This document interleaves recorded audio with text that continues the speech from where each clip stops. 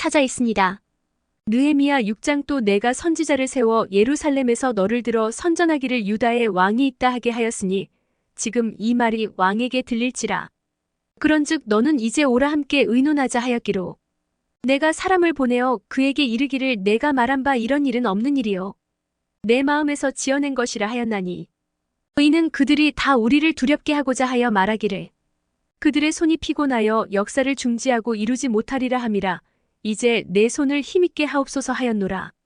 느헤미야서는 유대인들이 페르시아에서 포로 생활을 하다가 마침내 돌아온 때의 이야기입니다. 6개월을 보지요. 예레미야 이 모든 땅이 폐허가 되어 놀랄 일이 될 것이며 이 민족들은 70년 동안 바벨론의 왕을 섬기리라. 북이스라엘이 망하고 721년 이제 남유다만 남았는데 이 남유다도 망하지요. 586년 이유는 극심한 우상 숭배 때문이었습니다. 그때 하나님은 예레미야를 통해 말하십니다. 징계의 차원에서 70년 동안 바벨론의 왕을 섬기리라.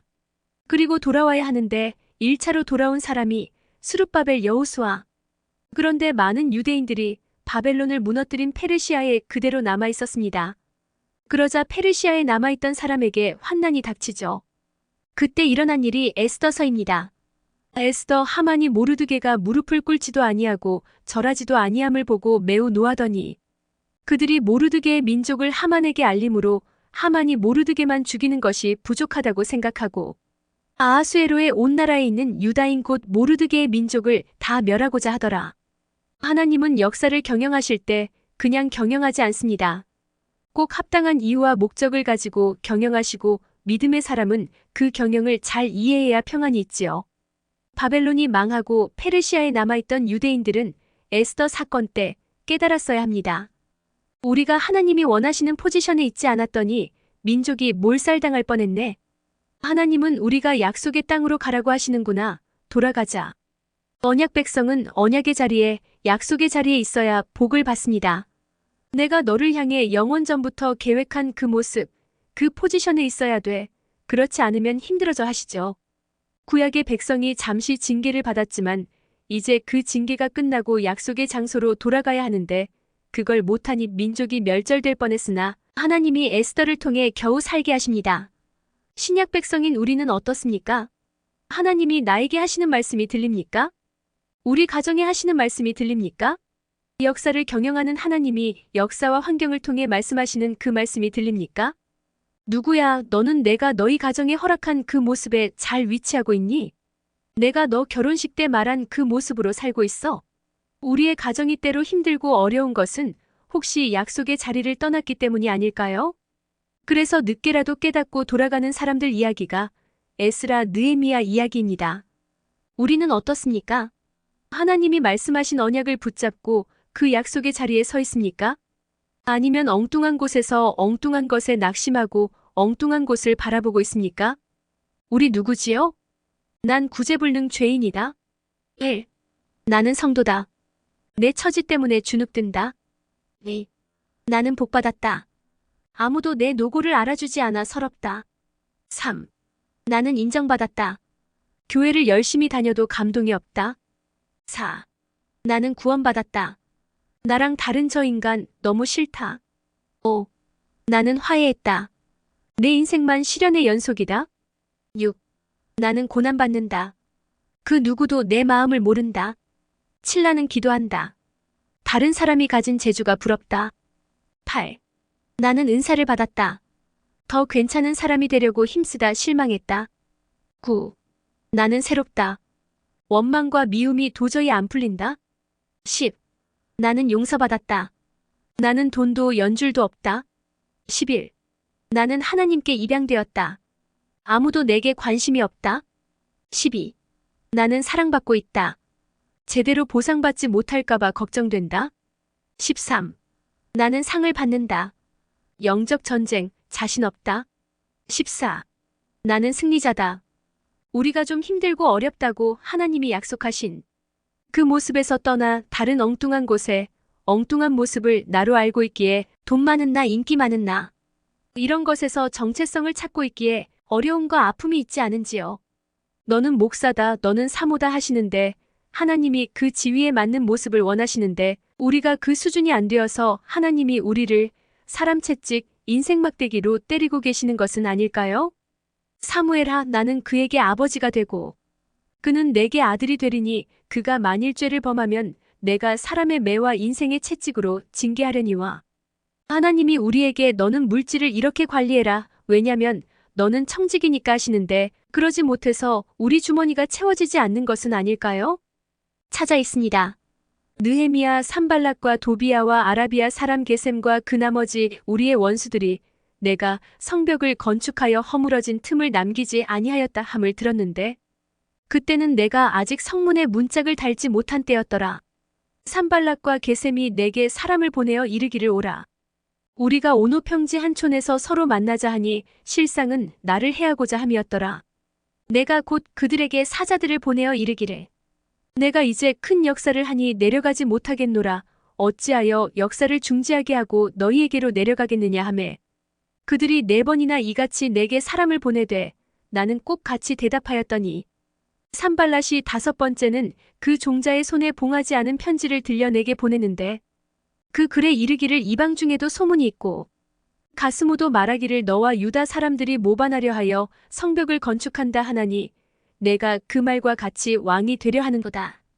또 내가 선지자를 세워 예루살렘에서 너를 들어 선전하기를 유다의 왕이 있다 하게 하였으니 지금 이 말이 왕에게 들릴지라. 그런즉 너는 이제 오라 함께 의논하자 하였기로 내가 사람을 보내어 그에게 이르기를 내가 말한 바 이런 일은 없는 일이요 내 마음에서 지어낸 것이라 하였나니 이는 그들이 다 우리를 두렵게 하고자 하여 말하기를 그들의 손이 피곤하여 역사를 중지하고 이루지 못하리라 함이라. 이제 내 손을 힘있게 하옵소서 하였노라. 내가 그렇게 하나님의 환경을 통한 부르심을 깨닫고 나의 가정을 향한 하나님의 원래 계획하신 모습으로 돌아가고자 할 때 어려움이 있다고 하였습니다. 그 어려움은 주로 나와 아무 상관없는 사람이 아닌 나의 주변 심지어 가족 구성원 중 하나를 통해 올 수 있습니다. 본문의 산발락과 게셈이 그 사람입니다. 예루살렘을 잘 알던 산발락과 게셈입니다. 이들은 예루살렘이 회복되는 것을 지극히 혐오합니다. 우리의 가정, 우리의 재정 역시 우리를 잘 아는 지인으로부터 곤란이 올 수 있습니다. 그들은 9절 계속 우리를 두렵게 하고자 합니다. 예수 믿는 사람이 두려우면 벌써 지는 것이니까요. 두려우면 원래 우리 모습을 찾고자 하는 우리 의지를 상실하니까요. 이때 우리가 해야 할 기도. 이제 내 손을 힘있게 하옵소서. 다른 표현으로 이렇게 써 있습니다. 시편 86편 여호와여 나는 가난하고 궁핍하오니 주의 귀를 기울여 내게 응답하소서. 나는 경건하오니 내 영혼을 보존하소서. 내 주 하나님이여 주를 의지하는 종을 구원하소서. 주여 내게 은혜를 베푸소서. 내가 종일 주께 부르짖나이다. 주여 내 영혼이 주를 우러러보오니 주여 내 영혼을 기쁘게 하소서. 주는 선하사 사죄하기를 즐거워하시며 주께 부르짖는 자에게 인자함이 후하심이니이다. 여호와여 나의 기도에 귀를 기울이시고 내가 간구하는 소리를 들으소서. 나의 환난 날에 내가 주께 부르짖으리니 주께서 내게 응답하시리이다. 느헤미야 6장 이후에 무헤다벨의 손자 들라야의 아들 스마야가 두문불출하기로 내가 그 집에 가니 그가 이르기를 그들이 너를 죽이러 올 터이니 우리가 하나님의 전으로 가서 외소 안에 머물고 그 문을 닫자 저들이 반드시 밤에 와서 너를 죽이리라 하기로 내가 이르기를 나 같은 자가 어찌 도망하며 나 같은 몸이면 누가 외소에 들어가서 생명을 보존하겠느냐 나는 들어가지 않겠노라 하고 깨달은즉 그는 하나님께서 보내신 바가 아니라 도비야와 산발랏에게 뇌물을 받고 내게 이런 예언을 함이라. 그들이 뇌물을 준 까닭은 나를 두렵게 하고 이렇게 함으로 범죄하게 하고 악한 말을 지어 나를 비방하려 함이었느니라. 내 하나님이여 도비야와 산발락과 여선지 노아랴와 그 남은 선지자들 곧 나를 두렵게 하고자 한 자들의 소행을 기억하옵소서 하였노라. 본문에서 느헤미야를 해코지하고자 하는 사람 중에 심지어 선지자가 있음을 봅니다. 14절 여선지자 노아다가 산발락과 도비야와 함께 나오지요. 우리가 이 말세를 살 때 꼭 명심해야 하는 것, 심지어 유명한 목사, 설교를 통해서도 시험이 올 수 있다는 것입니다. 소위 교회 다니는 사람을 통해서도 올 수 있다는 것이죠. 그때 절대 잊으면 안 되는 것, 분별입니다. 고린도전서 우리가 이것을 말하거니와 사람의 지혜가 가르친 말로 아니하고 오직 성령께서 가르치신 것으로 하니 영적인 일은 영적인 것으로 분별하느니라. 구약에도 나옵니다. 레위기 11장 부정하고 정한 것과 먹을 생물과 먹지 못할 생물을 분별한 것이니라. 비록 음식이지만 분별해야 하듯 우리는 영의 양식을 먹을 때도 늘 분별해야 합니다. 내가 자주 하는 신앙의 습관이 과연 나를 세우고 있는지 혹 망치고 있는지 분별해야 합니다. 요즘 자칭 사도 자칭 선지자가 너무 많습니다. 유튜브를 봐도 얼마나 교묘하게 사람을 속이고 혹하게 하는지. 특히 이단이 더 잘 영상을 만듭니다. 거짓 기적으로 사람을 호도하는 사람이 너무 많습니다. 찾아 있습니다. 느헤미야 성벽이 건축됨에 문짝을 달고 문지기와 노래하는 자들과 레위 사람들을 세운 후에 내 아우 하나니와 영문의 관원 하나냐가 함께 예루살렘을 다스리게 하였는데 하나냐는 충성스러운 사람이요 하나님을 경외함이 무리 중에서 뛰어난 자라. 내가 그들에게 이르기를 해가 높이 뜨기 전에는 예루살렘 성문을 열지 말고 아직 파수할 때에 곧 문을 닫고 빗장을 지르며 또 예루살렘 주민이 각각 자기가 지키는 곳에서 파수하되 자기 집 맞은편을 지키게 하라 하였노니 그 성읍은 광대하고 그 주민은 적으며 가옥은 미처 건축하지 못하였음이니라. 그렇게 해야 성벽이 건축됩니다. 그때 느헤미야가 하는 지혜로운 행동을 보세요. 자기가 다할 수 없음을 깨닫고 성 요소요소에 적절한 사람들을 세우죠. 우리도 각 개인 각 가정으로 약한 곳이 있습니다. 그곳에 늘 원수가 쳐들어오지요. 그곳에 사람을 두어야 합니다. 그곳을 막아야 합니다. 어떤 사람은 비교의식, 돈, 입으로 저주, 게으름 이런 곳에 사람을 둬야 하고 어떤 가정은 돈, 혈기, 부채, 나쁜 인간관계 이런 곳이 약점입니다. 기도를 열심히 해야 하지만 특히 약점인 곳에 중점으로 기도해야 합니다. 아예 시험의 장소에 가지 않아야 합니다. 여러 중보 기도자를 세워 도움을 요청해야 합니다. 그리고 드디어 73절 이와 같이 제사장들과 레위 사람들과 문지기들과 노래하는 자들과 백성 몇 명과 느디님 사람들과 온 이스라엘 자손이 다 자기들의 성읍에 거주하였느니라. 8장 1절 이스라엘 자손이 자기들의 성읍에 거주하였더니 일곱째 달에 이르러 모든 백성이 일제히 수문 앞 광장에 모여 학사. 에스라에게 여호와께서 이스라엘에게 명령하신 모세의 율법책을 가져오기를 청하매 일곱째 달 초하루에 제사장 에스라가 율법책을 가지고 회중 앞 곧 남자나 여자나 알아들을 만한 모든 사람 앞에 이르러 수문 앞 광장에서 새벽부터 정오까지 남자나 여자나 알아들을 만한 모든 사람 앞에서 읽음에 뭇백성이 그 율법책에 귀를 기울였는데 율법학자 에스라가 나와 율법을 가르칩니다. 이제야 비로소 하나님의 말씀을 듣고 순종할 준비가 된 것입니다.